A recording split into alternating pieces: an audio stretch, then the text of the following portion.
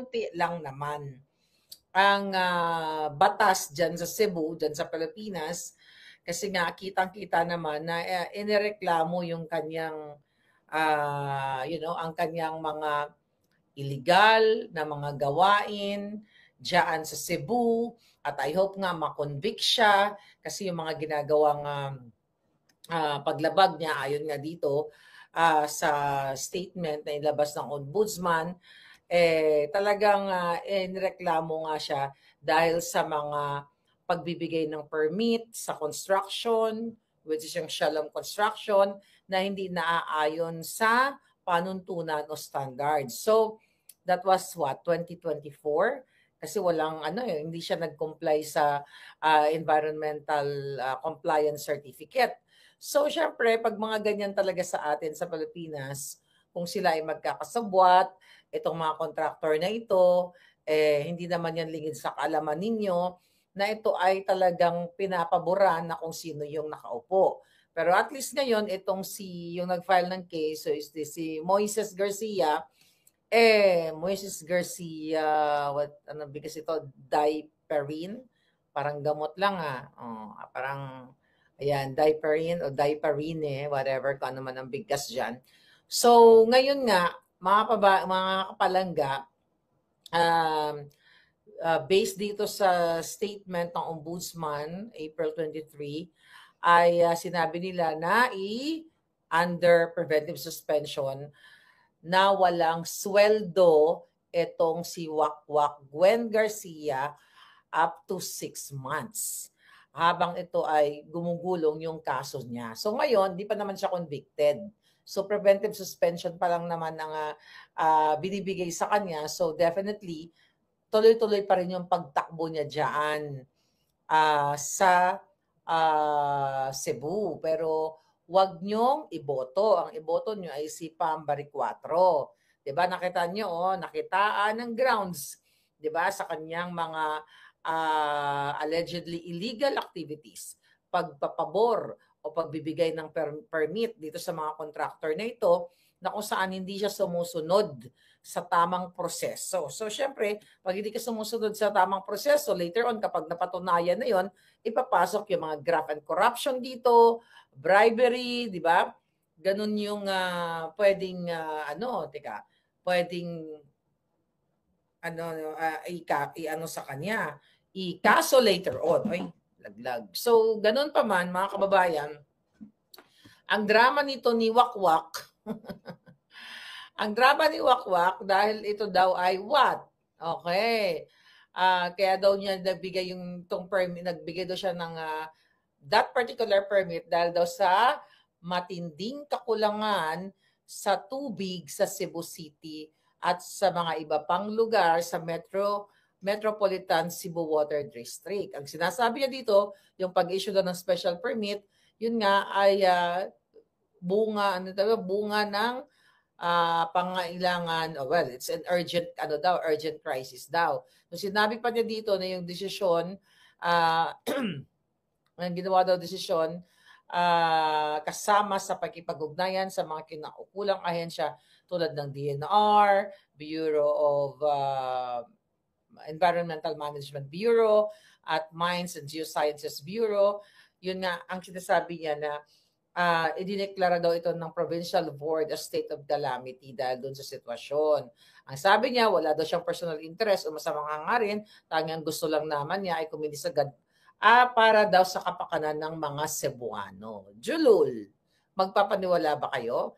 Nasa ayon dito sa report, kinwestiyon din daw ni Wakwak, ang proseso ng pagreklamo at sinasabing hindi daw siya naabisuhan dito. Sabi niya, hindi daw siya nabigyan ng notice tungkol sa reklamo, kaya hindi daw siya nagkaroon ng pagkakataong sumagot sa walang basihang accusation sa kanya. Sa kabila ng kanyang, superpower na ini-enjoy dyan sa Cebu, so hindi pa siya naabisuhan. So I hope magsalita din yung nag-file sa kanya ng reklamo sa ombudsman.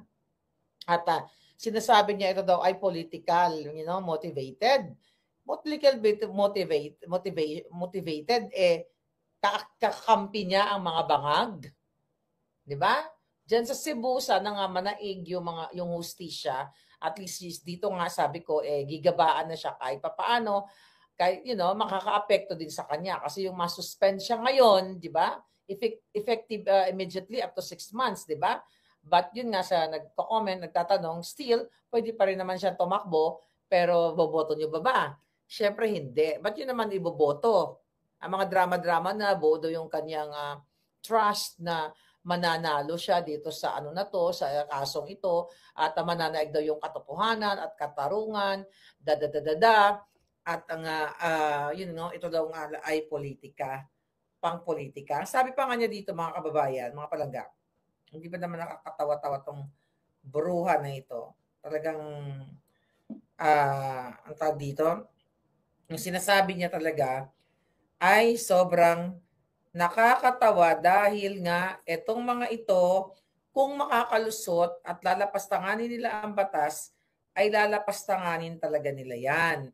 Kaya ngayon, kung ano-ano na lang ang kanilang mga palusot, mga hitad. Ngayon, ibibintang na naman kay Pangulong Duterte. Imagine mo, di ba? Pinakidnap na nga nila yung tao eh. So si Pangulong Duterte na naman ang kanilang, titirahin, ituturo dito. Tama ba ito? Mga palangga, tama ba itong si Wakwak nga gigabaan ay itinuro na naman itong si PRRD? Dahil si PRRD na naman ang may kasalanan dahil ito daw nag-file, mga kababayan, ay kaalyado ni Pangulong Duterte. So kita nyo kung gaano ka sira ulo ito. Sabi niya, ito yung exact statement niya. The complainant, Moises Garcia, is the founder of the Duterte Riders team and is openly affiliated with partisan political groups. Okay, sabi pa niya, the suspension order was issued by Ombudsman Samuel Martires, a known Duterte appointee, and was released with barely 2 weeks before the elections. The suspension is illegal. It is violate section of the Ombudsman Code. Sabi niya, any public official who suspends any elective official, city, municipality, barangay officer without prior approval of the commission shall be guilty of an election offense. This applies during the official elections period, which for the May 2025 election runs from January 12 to June 11. Comelec Resolution number 10902. Sabi niya, no Comelec approval was secured prior to the issuance of the suspension. The special permit in question was issued only out of necessity. Nabasa ko na kanina. So, syempre, lulusot at lulusot talaga ito si Wakwak. Di ba? Lulusot at lulusot talaga dito si Wakwak, mga kababayan. Kaya talagang, ako kasi, ang nakikita ko dito, kahit paano, konting, sabi nga ni, yes, pambari 4 tayo sa Cebu. Gabayan kay Gwen, ang ginagawa niya sa mga taga Cebu, siya lang ang yumayaman, sabi ni Saban Mavic. Exactly. Na double kill na, suspended na, talo pa sa eleksyon. Iyak ka talaga ngayon. Yes, correct. So kaya nga sabi ko, pero sabi ko naman sa inyo, kaya hanggat nandiyan ang bangag, hindi pa rin tayo lubos na mananalo. Kasi napakidnap nga nila si Pangulong Duterte. So definitely, sabi ko nga ito ay parang pangpalubag-loob lamang. At hindi pa talaga ito final. Dahil hindi naman siya perpetually suspended. Diba? Nakakatakbo pa siya. Hindi siya perpetually disqualified to run for public office.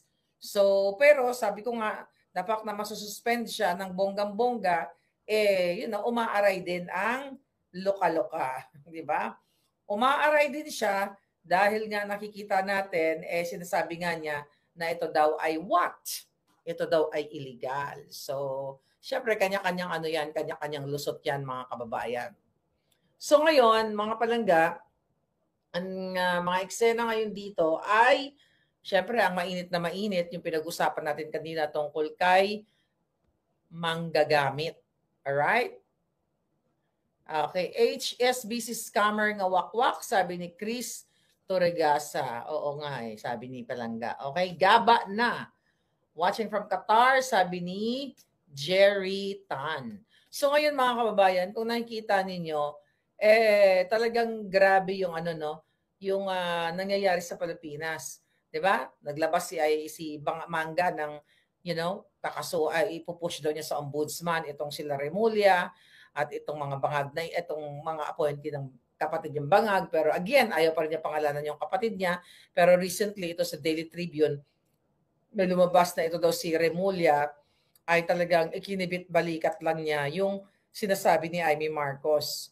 Okay? So, sinasabi nga niya na kung ano daw, mag-open daw si Amy Marcos ng mangga ng investigation para imbestigahan nga yung DOJ itong mga bangag na ito.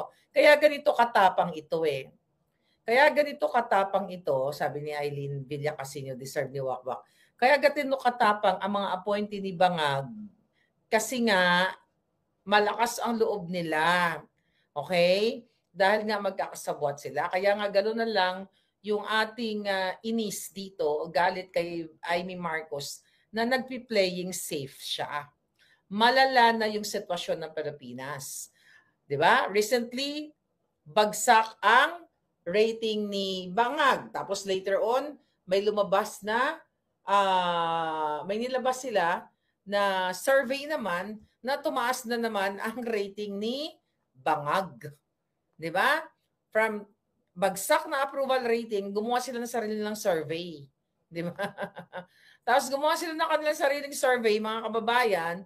Tapos si Tambaloslos, inawardan yung kanyang sarili. Ganito kadyuang tong mga ito. Mayroon siyang top performing branch of government si Tambaloslos. House of Representative, 55.5%. Di ba? Sila rin ang naglabas. The House of Crocs din ang lumabas na sila daw ang best performing or top performing. Yeah. Tanjiri survey. Yes, yun nga. Kaya nga, ngayon mga kababayan, hindi naman kayo naniniwala, di ba? Naniniwala ba kayo na mataas si Bangag? Hindi nga siya pinapansin ng tao. Maniniwala ba kayo na ang nangyayari ngayon ay ang tataas ng krimen? Tapos, after inilabas yung trust rating at approval rating ni Bangag, tapos later on may panibagong survey sila na mataas naman daw yung trust rating ni Bangag. Mga kababayan, ang pinaka-importante dito, yung mga nangyayaring krimen sa araw-araw. Diba? Noong April 27, ito, tignan mo. Ayoko na nga lang basahin itong mga balita ito no? Lahat na lang, mga kababayan, ang balita ay mga karumal-dumal. Maliban sa mga Pilipino, 55 million Filipinos na nagugutom, ang mga nakikita natin sa balita ay puro gurguran. 'Di ba? Puro gurguran, mga kababayan. Wala nang ginawa kundi pagtakpan. Barangay Kagawad, kritikal sa riding in tandem. Ano pa itong mga balitang ito? Bebot, tiklo sa panloloko sa American National sa Cebu o Amerikano. Ayan. Yan yung mga headline na binabasa ko lang. Okay? Ano ba itong balita na ito? Congressman, nagkatulo sa kinakasamang starlet. Tsaka na lang yan. Hindi natin alam yan kung sino. Ayan. Sinisend lang to sa atin. Ito yung mga klase ng mga balita na nakakasuklam. Puro gurguran ng gurguran. Party list nominee na gurgur dahil sa ambush. Di ba? Alright. Tama ito nga sabi dito. Di ba? Ang sabi dito sa balita na inilabas nila ngayon, okay? Ang sabi niya, na-inspire daw siya. Okay? Sa kanyang nakuhang trust rating. Ayan, ano to? Ang sabi dito, base sa inilabas ng Okta nitong April 29, ito ba yun?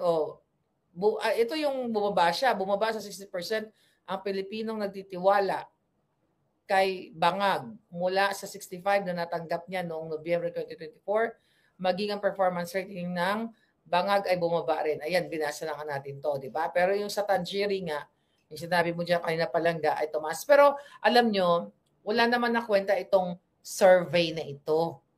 Okay? Na pinapalabas na gusto siya ng tao. Kasi kitang-kita nyo naman kung gaano na nga katalamak ang problema sa ating bayan. Gaano katalamak ang paggigipit. Paulit-ulit na lang yung balita. 'Di ba? Puro panggigipit sa akin, sa inyo, kay Pangulong Duterte, yung kagutuman, yung bigas, mataas na presyo ng bilihin, mataas ang kuryente, krimen, polboron, lahat. Dito naman lang umikikot ang mundo eh. Ang mundo natin lahat, wherever you are. Yung mga magsasaka na apektado dito sa pagsasmuggle nila. 'Di ba? Ginamit ang pondo ng bayan para bumili ng bigas na worth 33 or 37, ibibenta lang ng 20, pero bukbukin, hindi makain ng tao. Pero ang press release nila, tikim-tikim sila kunwari ng bigas, pero hindi nila pinakita kung paano nila, kung gaanong klase ang bigas na sinaing nila and everything. Di ba? So, mga kababayan, aray ko, mga palangga, kaya nga, sabi ko nga, bugok talaga ang pamamalakad ng gobyernong Bangag. So sabi ni Janet Espinida, parang takot si Vicky kay Bangag. Wala naman yan, mga kababayan. Wala naman talagang backbone, wala naman talagang balls itong si Bangag. Kaya nga tayo gigil na gigil dito kay Amy Marcos sa kanyang mga kadramahan, sa kanyang mga kasinungalingan, mga padrama, paek-ek, yung mga lulong-lulong na yan, which is napag-usapan natin kanina. Pero kung titignan mo, kahit tignan mo yung mga balita, okay? Wala nang ibang binabalita kundi mga Duterte, yung patungkol nga, ang ginagawa naman itong mga kaalyado ni Bangag, itong si Konghon, okay, yung J. Konghon, may sinasabi sila, yan mga huhunghang dyan sa Kongreso, di ba, nagsasabi si Inday Sara, yung patungkol dun sa bigas na pagkain ng baboy, yung mga binoljak niya doon sa Maynila, si Chihuahua, etong si Abante. So parang sinasabi nila na harapin na lang daw ni Inday Sara yung kaso niya o yung reklamo sa kanya patungkol na dito sa mga confidential funds. Hindi pa sila nagsasawa sa 125 million na confidential funds na binabato nila kay Inday Sara, pero yung bilyon-bilyon, okay, na unprogrammed funds, na by scam, okay, na gusto nilang pagtakpan sa kanilang mga West Philippine issue dispute between China at dito sa imbestigahan nilang firm patungkol dito nga daw sa troll farm o troll firm ng China. Pero tahimik ang mga buwakan ng ina sa troll farm ni Bangag at ni Lisa Tanas na harap-harapan, sinasampal sila everyday na ang nagko-comment kay Bangag ay trolls na binabayaran ninyo, binabayaran ng pera ng bayan. Di ba? So yan ang sinasabi natin dito na pagtatakip ng mga walang hiya. Lagyan natin si Attorney Vic, baka makalimutan nyo. At ang Duterte 10 nyo. Okay? So, mga kababayan, gusto talaga nila itong pagtakpan. Gusto nilang pagtakpan lahat ng nangyayari. Ilang taon na ba ako nagsasatsat since 2022? Hindi naman po nagbabago yung issue natin. Smuggling, kidnapping, pagnanakaw, panglilinlang, pangbubudol, pangbabribe, habang kumakalam ang sikmura ninyo. Recently nga sa survey, 55% o 55 million Filipinos ang nagsasabing sila ay under sa kahirapan. Nakakalungkot ang sitwasyon ninyo. Paulit-ulit na lang tayo, sabi ko nga kung tutusin, ano ba pakialam ko na dapat sa inyo? Diba? Hindi naman ako nagugutom, tumataba nga ako eh. Kasi dito sa Jamaica, sabi ko nga sa inyo dito, ang mga homeless, hindi naman sila payat dahil nagugutom sila. Payat sila kasi nag-addictus benedictus sila katulad kay Bangag. Kahit papaano dito, hindi ka magugutom. Kung gusto mong maging batugan, hingi ka lang sa gobyerno. 'Di ba? Pero siyempre hindi tayo tumitigil dahil hindi ako titigil hangga't hindi natin napapatumba ang mga bangag at napapanagot sa kanilang mga kasalanan. Dapat 'yan itumba sila sa kanilang mga pwesto. Dapat patalsikin sila kasi sobra na, tama na yung ginagawa nila. So dito kay Gwen Wakwak, actually it's not really winning. A little bit. Konti lang. Kasi hindi naman sa perpetual na disqualified eh. Lalaban at lalaban pa yan eh. Pero yung araw-araw na naghihirap, okay? Araw-araw na nagugutom, araw-araw yung mga, alam niyo sa totoo lang, nanonood ako ng mga reels, no, nakikita ko yung mga vlogger na they're not political political content creator, pero yung porn poverty na yung mga ginugulat tapos binibigyan ng bigas, yung binibigyan ng ganito yung mga bata ng mga baon. Alam mo, sa totoo lang, dumudugo talaga yung puso ko pag nakikita ko. Sabi ko, see, ito yung Pilipino. So somehow natutulungan ng mga vloggers yung mga bata, mga matatanda. Pero ginagamit sila eh. 'Di ba? Ginagamit sila, kawawa sila, ine-expose yung mga mukha nila. Alam niyo sa totoo lang, siguro ngayon kasi parang gusto ko pag-usapan ng showbiz and family, yung about life.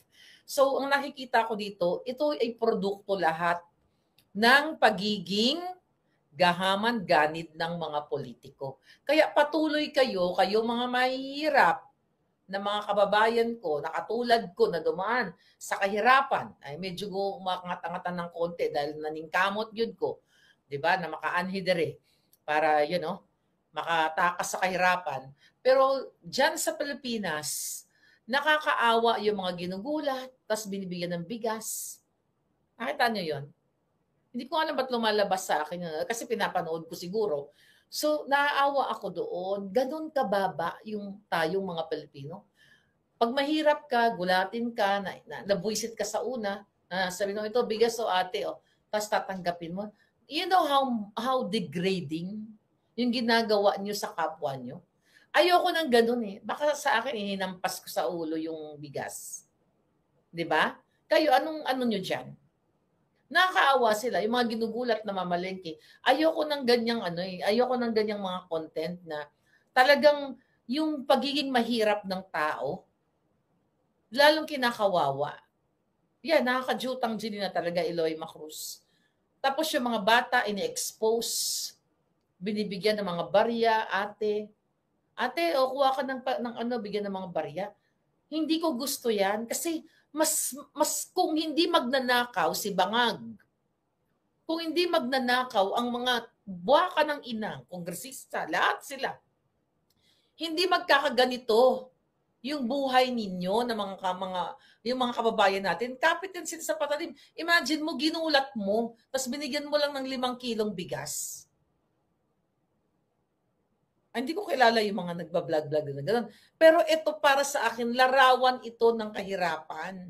Na pababayaan nyo na lang ba 10 years, 20 years, 30 years from now, ito yung nakikita nyo sa social media, na ang mga kababayan natin, ginugulat, inietso sa palengke, ganyan-ganyan, or, gagamitin, even mga foreigners, ginagamit tayo, di ba? Yung isa nga dyan na Russia na nahuli, di ba? Which ako, tuwang-tuwa ako doon.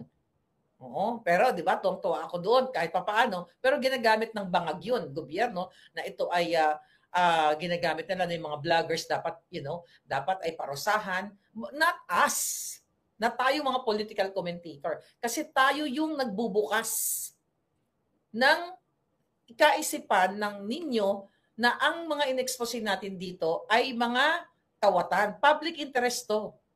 Itong politikang issue, kasi yung mga expose natin, public interest. So yes, katulad ng Tulfo, di ba? Katulad ng Tulfo, dyan sila yumaman. Ang mga issue nila, yung mga nagtsutsuktsaka, naglolokohan, nag-aaway na mga mag-asawa, magkabit, magpamilya. Ito yung Pilipinas. Kaya nakikita nyo, even ibang lahi, pumupunta sa atin sa Pilipinas, poverty porn. Ito yung ginagawa. O ate, bigay ka ng ganyan, ganito, ganon. O, tapos bibigyan ka ng 5 kilong bigas. 'Di ba? Mas gusto ko pa yung meron akong pinapanood na babae na natutuwa ako sa kanya yung mga challenge niya. Ayun, okay pa yung kumain ka ng hotdog in 1 minute, pagbaba mo sa elevator, sa escalator, ubusin mo. Okay pa yun yung mga gano'n kasi parang game-game lang. Pero yung ginagamit talaga yung sobrang mga mahihirap na, well, I don't know. Para sa akin talagang nakakaawa itong bayan natin. Bakit? Dahil sa mga katulad ni Wakwak, right?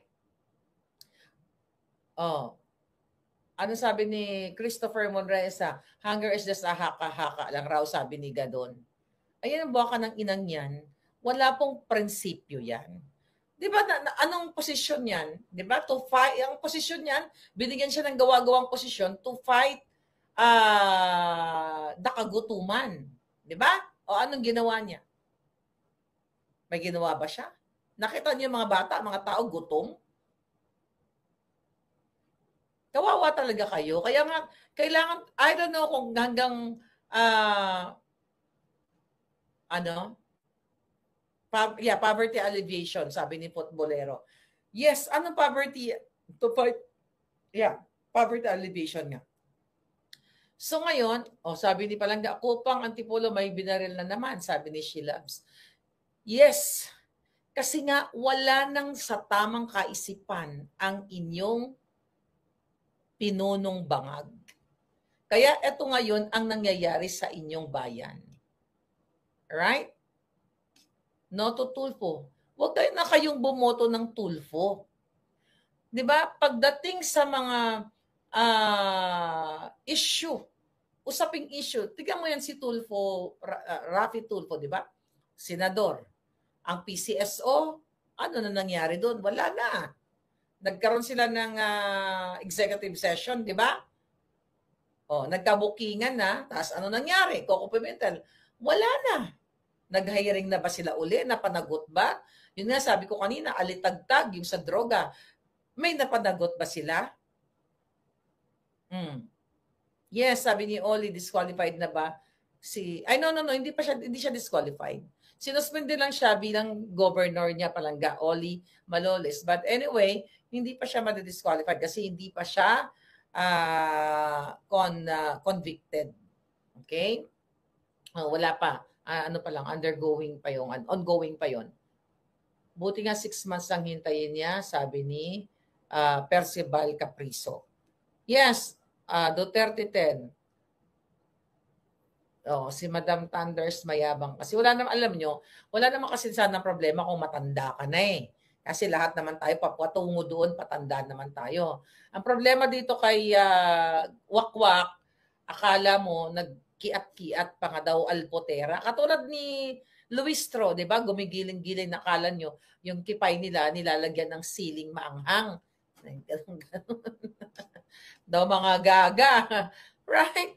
I mean, huwag kayong bumoto ng kandidato, ulit-ulitin ko, na mga gumigiling na parang akala mo, jutang ginina. Diba? Sabi ko, ako kandidato, tutula na lang ako. No, I mean, sumasayaw din naman ako. Nakita niyo naman, budots-budots natin sa dahig. Nakita niyo naman yung alindog ko doon, nag-viral. Pero hindi malaswa. Cute. Hindi malaswa, di ba? Dapat kasi, isa-isip mo. Dahil may camera yan eh. May nakita. Huwag kang masyadong, alam mo yun, may kwento ko lang kasi mamaya mag-showbiz tayo, kasi nakarelate ako. Nung nagsasayaw-sayaw ako doon sa hig, pinabababa ako ni Aring King King King eh. Si Aring King King King nandyan sa hig, si Palangga. Mabait yung mga yun. I think siya yun. Basta pinabababa niya ako, maglulow ako. Nagle-led siya ko mga Palangga. Naglulow ako sa dance floor. Lalo na sa cruise kahit na medyo masakit na yung tuhod, no? Pero nung public yun, pinabababa niya ako. Sinabi ko lang sa kanya, masakit ang tuhod ko. I don't know kung narinig yun. Ayoko kasing, ang ganda, saya-saya, tapos giling-giling ka doon para kang jutang ginina, katulad ni Wakwak at saka ni Luistro na magiling. Kung sa gilingan lang naman, My God, nung kabataan ko talagang gumigiling ako ng bonggang-bongga.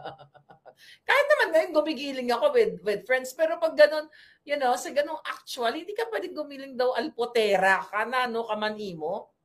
Kaya naman nating gumiling, tsaka excuse me, bagay naman sa ating gumiling sa kanilang mga Masyonda bells na katulad ni Gwen Wakwak, 'di ba mga kapalangga? Katulad niya, banat na parang kadadaan lang ng sepulturero sa sa peslak niya, right? Oh my God. Alam niyo, huwag kayo nagboboto ng mga pang Pocahontas na mga dance move. Nakakaano lang, nakakarimarim. Gusto niyo ba palangga mag-low-low tayo? Yes, Attorney Vic Rodriguez, number 56, sapat na, sabi ni Candy Ocampo. Yeah, Belo touches her skin, nag-commercial pa siya. At least, magkamukha na nga sila ni Bel. Tingnan mo naman si Belo, ha. I have nothing against with her, pero tignan mo yun, isa pang, my God. Parang, sabi nga na, parang sino yun? Si Donatella. Kayo ba, gusto niyo bang tumanda kayo na yung mukha niyo banat na banat? Di ba?